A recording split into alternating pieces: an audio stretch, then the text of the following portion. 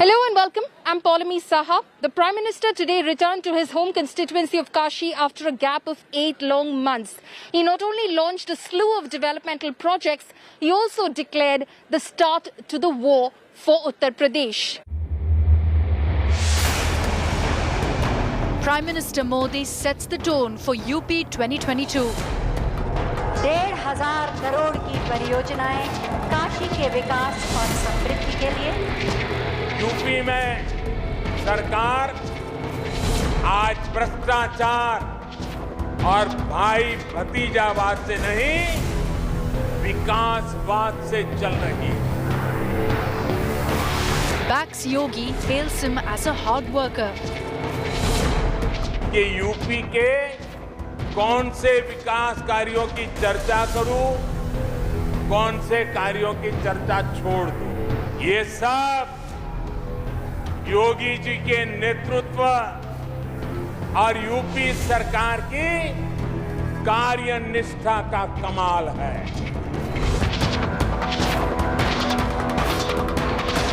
UP poll season is now officially open.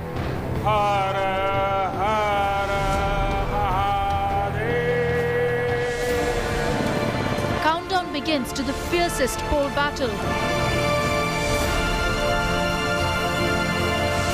State of war, Uttar Pradesh. Prime Minister Modi is back in his home constituency of Kashi after a long gap of 8 long months. He launched and inaugurated developmental projects worth 1,500 crore rupees, including inaugurating the mega Rudraksh Convention Centre. With his Kashi visit, Prime Minister Narendra Modi has officially sounded the bugle for the upcoming Uttar Pradesh elections of 2022. Heaping lavish praise on UP Chief Minister Yogi Adityanath, calling him a hard worker, the Prime Minister said that under Yogi Adityanath, development had been fast-tracked and Mafia Raj, terrorism and crimes against women had been brought under control. कुछ साल पहले तक जिस UP में व्यापार कारोबार करना मुश्किल माना जाता था, आज मेक इन इंडिया के लिए यूपी पसंदीदा जगह बन रहा है। इसका एक बड़ा कारण है यूपी में योगी जी की सरकार द्वारा इंफ्रास्ट्रक्चर पर फोकस, सड़क, रेल और हाईवे कनेक्टिविटी में आए अभूतपूर्व सुधार से यहां का जीवन तो आसान हो रहा है, कारोबार करने में भी अधिक सुविधा हो रही है। मुझे भी कई बार सोचना पड़ता है कि यूपी के कौन से विकास कार्यों की चर्चा करूं, कौन से कार्यों की चर्चा छोड़ दूं। ये सब योगी जी के नेतृत्व और यूपी सरकार की कार्यनिष्ठा का कमाल है। आज योगी जी खुद कड़ी मेहनत कर रहे हैं। काशी के लोग तो देखते ही हैं कैसे योगी जी लगातार यहां आते हैं, एक एक विकास योजना की समीक्षा करते हैं, खुद ऊर्जा लगाकर कामों को गति देते हैं। ऐसी ही मेहनत ये पूरे प्रदेश के लिए करते हैं। हर एक जिले में जाते हैं, हर एक काम के साथ खुद लगते हैं। यही वजह है कि यूपी में बदलाव के ये प्रयास आज एक आधुनिक यूपी बनाने में तेजी से आगे बढ़ रहे हैं। यूपी में सरकार आज भ्रष्टाचार और भाई भतीजावाद से नहीं, विकासवाद से चल रही है। इसलिए आज यूपी में जनता की योजनाओं का लाभ सीधा जनता को मिल रहा है। आज यूपी में गांव के स्वास्थ्य केंद्र हो, मेडिकल कॉलेज हो,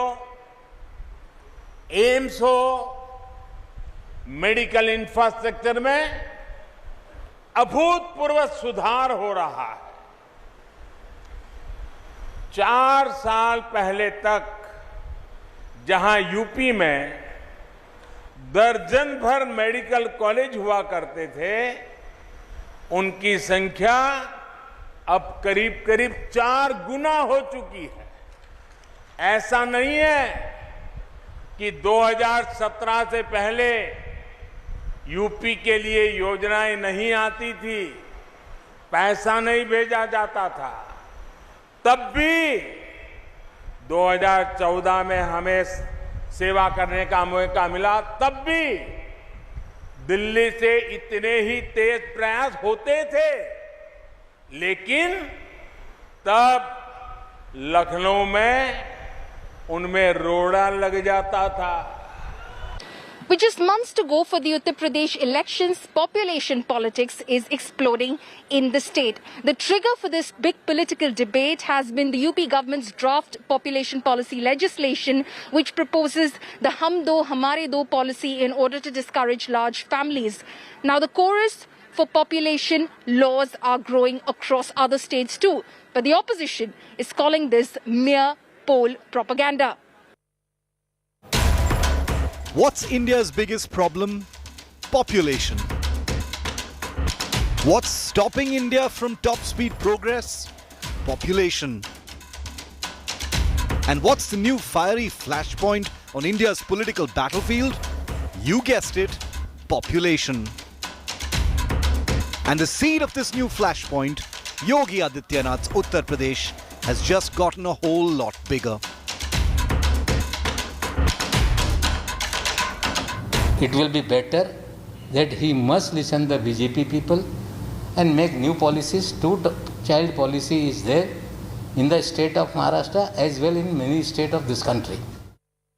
सामाजिक समरसता और विकास दोनों के नज़रिए से देख करके इस पर काम करने की ज़रूरत है। इसीलिए योगी जी की सरकार को धन्यवाद देता हूँ जो इतना बड़ा कदम उठाने का काम किया है। इसे जात, धर्म, राजनीति, वोट बैंक को अलग करके देखना चाहिए। The issue has divided the BJP's allies and critics as well. While the JDU sees the solution to India's population explosion as awareness and education, the NCP's Sharad Pawar has gone on record to endorse the need for strict measures to control the country's exploding population.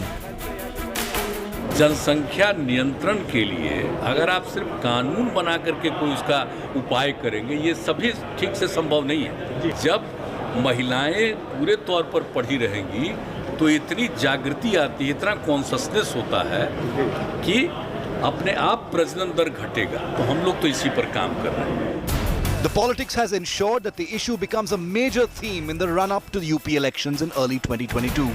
Significantly, the flashpoint is rapidly becoming a national theme. After Uttar Pradesh and Assam proposed Hum Do Hamare Do policies to discourage large families, more states are nodding in approval. The BJP's big southern bastion of Karnataka has expressed interest in such a population control model. Now, with limited resources available, it's left to be seen if the government of Karnataka can bring all sections of society together to control its population. But it's not going to be an easy task. Apart from Karnataka, there's a growing chorus for a population control policy in Madhya Pradesh as well. BJP MLA Rameshwar Sharma has written to Chief Minister Shivraj Singh Chauhan demanding that a law on population control be made. He has called the increasing population of the state as a cause of concern and an impediment to the overall growth of the state. इस देश की बहुत बड़ी समस्या आबादी है और जनसंख्या नियंत्रण को लेकर कानूनी परिधि में ये विषय जरूर आना चाहिए और उसको कानून की परिधि में लाकर यदि हम काम करेंगे तो निश्चित रूप से उसका लाभ इस देश की भावी पीढ़ी को होगा। The population policy chorus isn't limited to BJP-ruled states. There's a divide within the Congress on the issue. कई सार्वजनिक प्लेटफॉर्म पे मैंने राज्य के चिकित्सा मंत्री होने के नाते भी मैंने कहा है कि अब समय आ गया हम दो हमारे एक। इस आबादी का नियंत्रण करना जरूरी है और उस पर जो भी कानून भारत सरकार को लाना चाहिए। यही भारतीय जनता पार्टी है। जब नसबंदी का कार्यक्रम चला था तो ये लोग विरोध किए थे। यदि 70 के दशक में यदि नसबंदी को यदि उसी को आगे बढ़ाते तो आज ये जनसंख्या इतनी नहीं बढ़ी है। आज इस जनसंख्या नियंत्रण के लिए यदि कानून बना दें तो कानून से कोई समस्या का हल तो होना नहीं है जब तक के लोगों में अवेयरनेस ना हो। One thing is certain, population politics just became one of the big buzzwords in India as it cruises into another election season. Bureau Report, India Today. The recently concluded block-level elections were the latest flashpoint in the state of war, Uttar Pradesh. While the BJP swept the local-level elections, it was marred by widespread violence. Even women SP leaders were allegedly manhandled and abused. This gave the Samajwadi Party an opportunity to attack the Yogi Adityanath government. मुझको gate के अंदर घुसने ही नहीं दिया, हमको gate के बाहर फेंक दिया। वो लोग रेखा वर्मा संसद के लोगों ने, गुंडों ने मेरी साड़ी खींच ली। Assaulted, abused and manhandled. कहाँ पे हुआ और पुलिस थी आपके? बहुत सारी थी police. This is the proposer of a Samajwadi Party booth candidate in Uttar Pradesh's Lakhimpur Kheri, attacked allegedly by BJP workers. उस बहन के साथ जो अन्याय हुआ, जो अपमानित होना पड़ा है, समाजवादी पार्टी पूरी ईमानदारी से के साथ उसके साथ खड़े है। समाजवादी पार्टी का ये आरोप ही नहीं और ये सच्चाई है कि उसके साथ जो व्यवहार हुआ है उसमें भारतीय जनता पार्टी के कार्यकर्ता नेता शामिल थे। उनके खिलाफ कार्रवाई हो। The fallout, the Yogi government has arrested 2 people while 6 cops have been suspended. The Lakhimpur episode wasn't a one-off incident of violence in the recently concluded local body elections. BJP and Samajwadi Party workers clashed on the streets of Hamirpur and Amroha, causing widespread damage to public property. This battered vehicle is proof of the violence. The incidents of violence led to a bitter war of words between the opposition and the Yogi government. Rahul Gandhi took a dig saying that violence has been renamed as masterstroke in Uttar Pradesh. BSP chief Mayawati said that there is only jungle raj in the state. क्या लोकतंत्र का चीरण होगा? बम चलेंगे, गोली चलेगी, लोगों की हत्या की जाएगी, लाठी चलेंगे, अपहरण होगा, लोग पर्चा भरने जाएंगे, उनके पर्चे को छीन के फाड़ दिया जाएगा। क्या यही लोकतंत्र की मर्यादा है? The Saffron Party clinched 635 seats out of 825 seats, with stellar performances in Agra, Varanasi and Mirzapur. It was the second poll booster for Yogi Adityanath in less than a week after BJP swept Panchayat elections. केंद्रीय नेतृत्व के मार्गदर्शन में प्रदेश संगठन और सरकार ने मिलकर के जन जन तक उन योजनाओं को बिना भेदभाव के पहुंचाने का कार्य किया। त्रिस्तरीय पंचायत चुनाव के परिणाम उसके जीवंत उदाहरण है। A stupendous performance in the local body elections has proven to be a shot in the arm for Yogi Adityanath, silencing even the faintest whispers questioning his leadership. Bureau Report, India Today. The UP ATS busting of an Al-Qaeda terror module in Lucknow has also led to a big political debate. The BJP has attacked Samajwadi Party Chief Akhilesh Yadav for questioning the UP ATS. The Congress has also questioned the alleged timing of the bust. The BJP has accused the opposition of putting politics and not India first.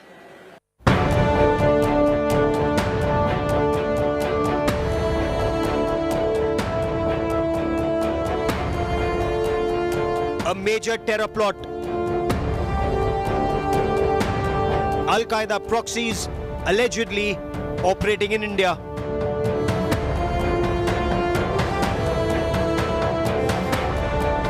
A nefarious plan to bleed Uttar Pradesh ahead of Independence Day. Now a subject of a political potboiler ahead of elections in Uttar Pradesh. After the arrest of 2 suspected Al-Qaeda terrorists in Lucknow, a blame game has started. Soon after the arrest of accused Masiruddin and Minhaz Ahmed, the Samajwadi Party leader and former Chief Minister of Uttar Pradesh said he neither trusts the Uttar Pradesh police nor the Yogi Adityanath government in the state. मैं उत्तर प्रदेश की police पर और खासकर BJP की सरकार भरोसा नहीं कर सकता। The BJP hit back. BJP IT cell chief Amit Malviya in a tweet questioned Akhilesh Yadav, asking why did he want to be chief minister of the state if he doesn't trust anyone. The BJP accused the Samajwadi Party chief of playing appeasement politics. अपनी सरकार में आतंकवादियों को छोड़ने वाले अखिलेश यादव जी कल को कहीं ये न कह दे कि इन मासूम को फंसाया जा रहा है तो कोई आश्चर्य नहीं होगा। आतंकियों को मजहब से जोड़ करके तुष्टीकरण की इस नीति पर अब आप कम से कम बंद कर दीजिए। The Congress and the Bahujan Samaj Party also followed in Samajwadi Party's footsteps and raised questions over the arrests. जब तक उत्तर प्रदेश का चुनाव होगा, टेररिस्ट पकड़े जाते रहेंगे। ये क्यों होते हैं, इस सवाल का जवाब योगी आदित्यनाथ और बीजेपी के नेता ही दे सकते हैं। बहुत बड़ी साजिश को उत्तर प्रदेश में नाकाम किया है, आतंकी साजिश को नाकाम किया है। इसलिए आपको भी सुरक्षित किया है, हमें भी सुरक्षित किया है। प्रदेश की 23 करोड़ जनता को भी आतंकियों से सुरक्षित करने का काम हमारी एजेंसियों ने किया है। While political parties are busy using the alleged terror plot to settle scores with each other, the family of the accused is crying foul. तरीके से हम लोगों को फंसाया गया है। क्या चाह रही हैं? सर उनको छोड़ दीजिए, उनको बस छोड़ दीजिए, कुछ नहीं चाहिए। Since the arrest of Minhas and Masiruddin, the 2 suspects of Al-Qaeda group, politics is on in the state of Uttar Pradesh. At one hand, Samajwadi Party President Akhilesh Yadav is saying that he doesn't trust UP police and BJP, while on the other hand, Congress is saying with UP Vidhan Sabha elections on the doors, all these things are happening. Though BSP Supremo Mayawati has a different point. She has tweeted that if these operations are genuine, then no question should be raised, as this is a matter of national security. With cameraman Harish Kandipal, Samarth Srivastava for India Today. Alleged religious post-conversions also continue to be a topic of hot political debate in Uttar Pradesh, with the unraveling of a conversion racket where scores of vulnerable deaf and mute students were allegedly converted into Islam. While the main accused, Umar Gautam, continues to be in custody, the racket bust has blown the lid of a massive conversion controversy. Muhammad Umar Gautam and Mufti Qazi Jahangir, arrested by the anti-terror squad of the Uttar Pradesh police for allegedly illegally converting over 1,000 speech and hearing impaired children and poor women. Police अधीक्षकों को पत्र भेजकर अग्रिम कार्रवाई की जा रही है और जो तथ्य प्राप्त होंगे उसमें आगे की पूछताछ पुलिस कस्टडी रिमांड के दौरान की जाएगी। Police say Muhammad Umar Gautam himself was a Hindu. Vipul Vijayvargiya from Nagpur before he converted to Islam after marriage in Ghaziabad. Muhammad Umar Gautam and Mufti Qazi Jahangir were part of a well-organized conversion racket that preyed in the weak and the vulnerable. सर्वप्रथम सुलभ target जैसे गरीब परिवार, बेरोजगार लड़के लड़कियां, मूक बधिर छात्र आदि को चिन्हित कर उसके मूल धर्म से विरत करते हैं। The group that operated under the banner Islamic Dawah Center had an office in Jamia Nagar in Delhi and organized annual conversion camp. The police have so far recovered a list of 1,000 vulnerable women and children converted in the past 2 years. अल्हम्दुलिल्लाह इस centre में 1000 से ज़्यादा लोगों के legal documentation की formalities पूरी की गई हैं।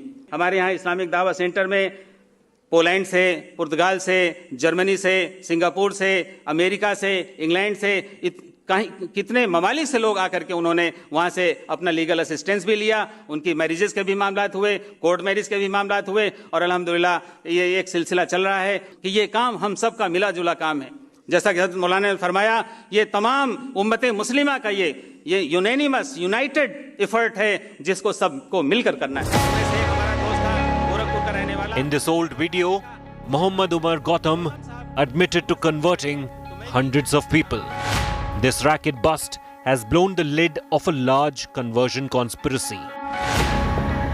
The Dawa Center is suspected to have received foreign funds from NGOs based in USA, Qatar, Kuwait, among other nations. The funds were allegedly diverted to the center through several India-based FCRA-registered NGOs.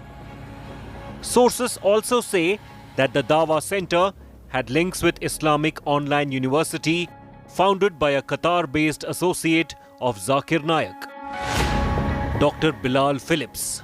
It is learned that arrested accused Umar Gautam also has close links with Global Peace Center, which is deeply involved in conversion activities, especially in Haryana's Mewat area.